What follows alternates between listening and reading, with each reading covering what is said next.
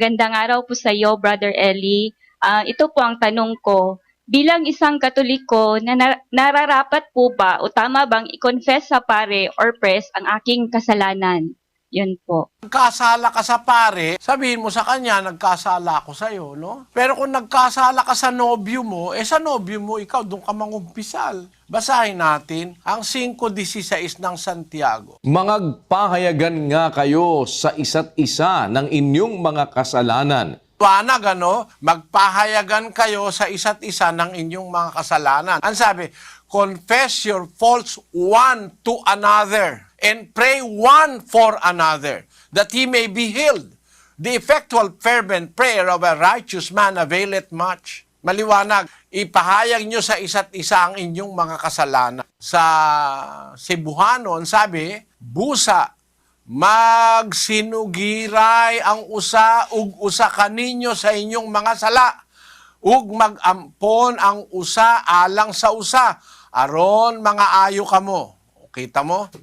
Ang usa ug usa. Halimbawa, nagkasala ka sa kaibigan mo doon ka mangungumpisal. Hihingi ka sa kanya ng tawad kasi sa kanya ka nagkasala. Pero, pangunahin dapat, mangumpisal tayo sa Diyos. Siya una sa lahat. Basahin natin ang 32:5 ng awit. Aking kinilala ang aking kasalanan sa iyo, at ang aking kasamaan ay hindi ko ikinubli. Aking sinabi, aking ipahahayag ang aking pagsalangsang sa Panginoon, at iyong ipinatawad ang kasamaan ng aking kasalanan. English, kapatid la Daniel. I acknowledge my sin unto thee, and mine iniquity have I not hid.